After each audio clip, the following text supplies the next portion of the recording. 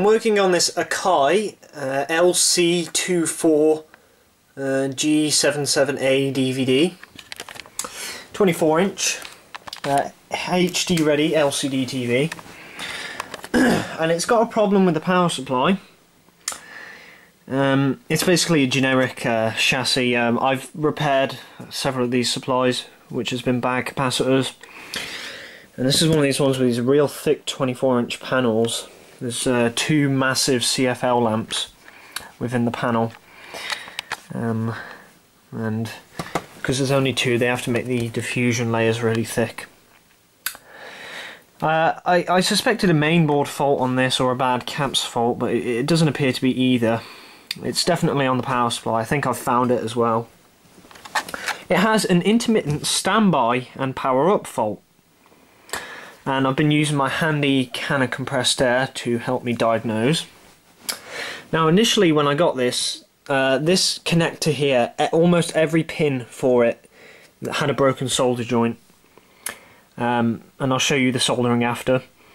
But I had to resolder every pin on that connector because they are all literally broken, and these two diodes here, the solder joints on those were also completely broken. So I'm going to see if we get standby. We do, and that's because it's actually probably fixed at the minute. Now when it fails to give standby, the power supply makes a ticking noise. It just goes tick tick tick tick, and it should go off yet.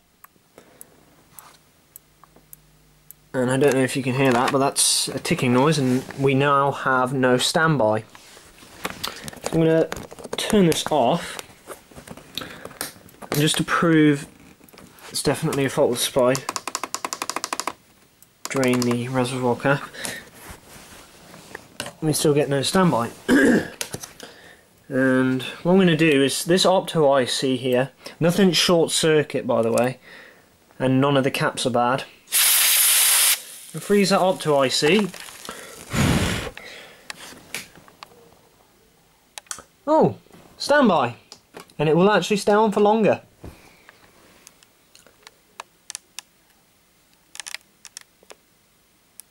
It should stay on for longer unless it fails, but as you can see, that's staying on a lot longer than it did originally. How odd. And it's just cut out. So what I'm going to do is I'll power it on again. When this time we should have no standby after this next time. I don't want to freeze the Opto IC when it's on. Let me see, we're not even getting backlight there, so it's doing well at the minute.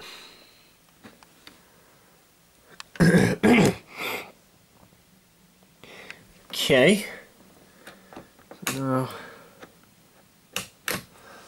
turn that back on. We have standby, but it's pretty dim.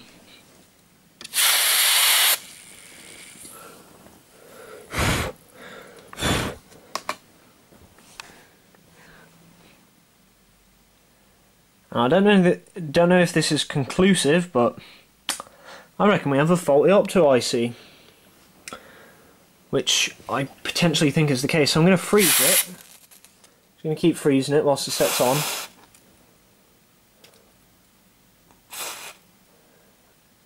And you notice we're not going off. Oh, it's staying on for a fair while here. Now it could be the blue cap next to it, but I doubt that. But I'm probably going to change the IC and the cap. You notice the set isn't going off. Now, I don't have a hairdryer at the minute, but if I just heat that with my breath, it should fail.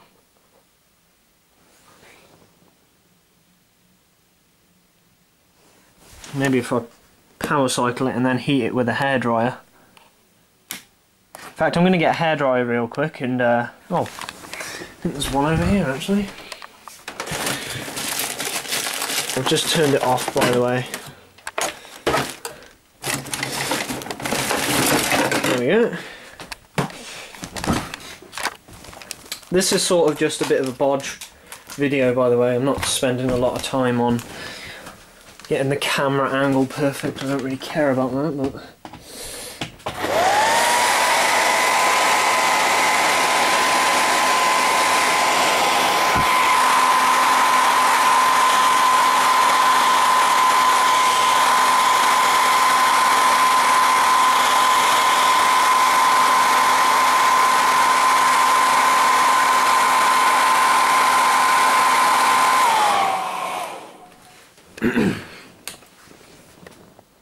it's on, but it's dim. I wonder how long it'll last.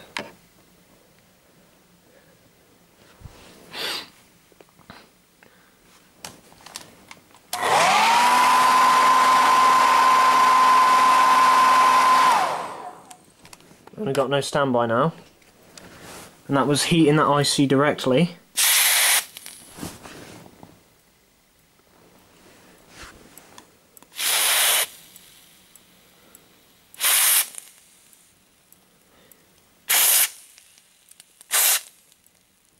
There we go.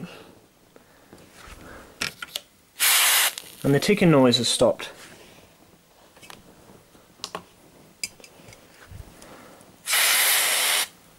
Don't want to spray too much liquid on there. Oh! We've got no standby. And standby. So, I think we have a failed Opto IC, or that cap next to it. But more than likely the Opto IC is bad. I've seen, well, I haven't actually experienced one fail myself yet, but I've seen a video by a guy on YouTube about a Vestel 32-inch with a 17 IPS 11 supply that had intermittent backlight, and he had the same fault. An Opto IC was failed and was causing the PSU to mess up. I've never actually seen one myself fail, but it looks like the IC is at fault, but these caps are also going to need to be changed because they're crap and I've seen them fail. These don't appear to be too bad, these power supplies don't. You know, they're generic, but yeah. It's an LSC 2402005. I think it's an LEKE supply, by the sounds of the model number anyway. And yes, I've got it switched off. So I'm going to try my luck, and I'm going to replace this Opto IC. There's a bit of a crapshoot, but I think I've found the issue. Can't see the model of the IC because it's got moisture on the top of it, so I'm going to have to clean that off with some IPA and a swab so I can read the model off that IC. And here's just a look at the connectors I had to resolder. And the two diodes. Yeah, the solder's messy because I couldn't find out what was wrong, so I had to keep going around and resolder and everything, but I'll clean that up when I actually repair this. So it is odd that this has happened. I mean, you know, maybe the loose pins on that connector, you know, caused the IC to mess up. But I don't think I've ever seen this before. Normally one of the regulators on the main board goes, and they actually become temperature sensitive too when they do fail. Normally if you tend to cool them, they will work, and then when you heat them they fail. Whereas if a cap was bad, if you heat a bad cap, it lowers the ESR, and the TV will actually turn on. But if you freeze it, the ESR will likely go higher, and it won't turn on with, you know, ESR like that. So, quite funny though. I'm going to see what that IC is and see if I can find a replacement. Isn't it funny how I mentioned a supply had an issue, a 17 IPS 11 had an issue with a failed Opto IC? Well, I had one of these spare out of a smashed LED set, and the Opto IC that failed on this in somebody else's video, which is this IC, is the exact same IC that's used on this board. It's a Cosmos 817 IC. That's the same as well. So what I'm going to do is I'm just going to steal this IC off this Vestel board, because I mean I'm probably never going to need to use this again. I'm going to swap it over with that one because it's worth a shot anyway. I'll do that now. I'm just swapping over the IC. To desolder this one I used a bit of solder braid because I don't want to damage the pads. Although I did accidentally damage one of the pads on that cap when I was testing it, but to desolder the IC off this one, I just literally got my iron, heated up 2 legs, and then the other 2 and just swiped it over. Because I don't care if I wreck the pads on that piece of crap Vestel.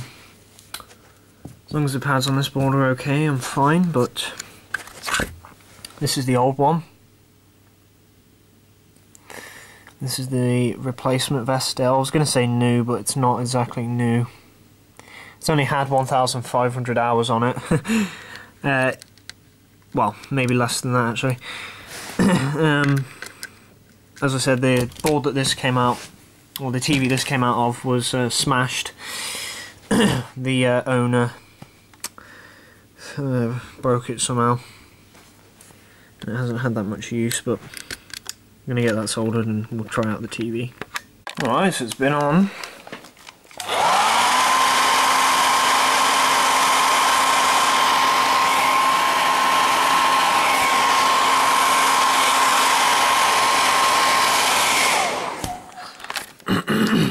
Let's turn it off there and stand by still. I'll turn it off at the plug and then heat it for a while.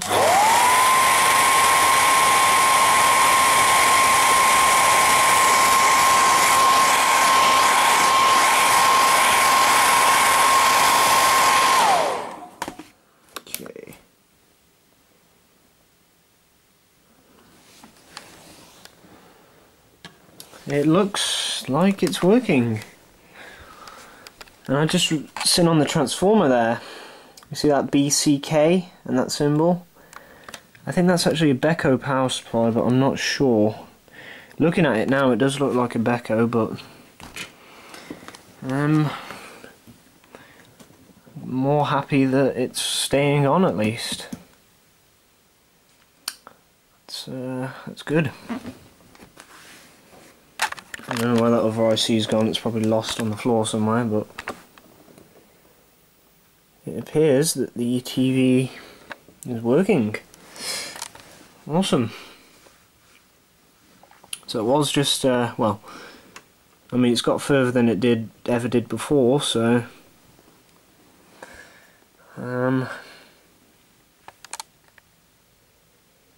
yeah, I'm going to turn it off.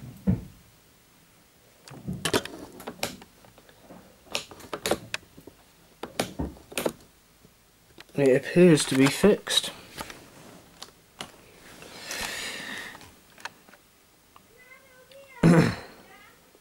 Oh, thought the backlight flashed on and off very quick then, but must have just been me. I'm going to test this for a bit. Been running it for a few hours. I've just switched it off and just marked up everything. Replaced that cap, and all these caps. So I'll tell you what, this primary transistor heatsink doesn't get that hot, but these output rectifiers, they get burning hot. I mean, I can't even, that hurts to hold my hand on, if you know what I mean. It's just insanely warm, but it works excellent. And the fault was a failed Opto IC. First for me, but that was definitely the fault because I couldn't even barely get it to turn on before. So yeah, I'm going to seal this thing up and call it case closed.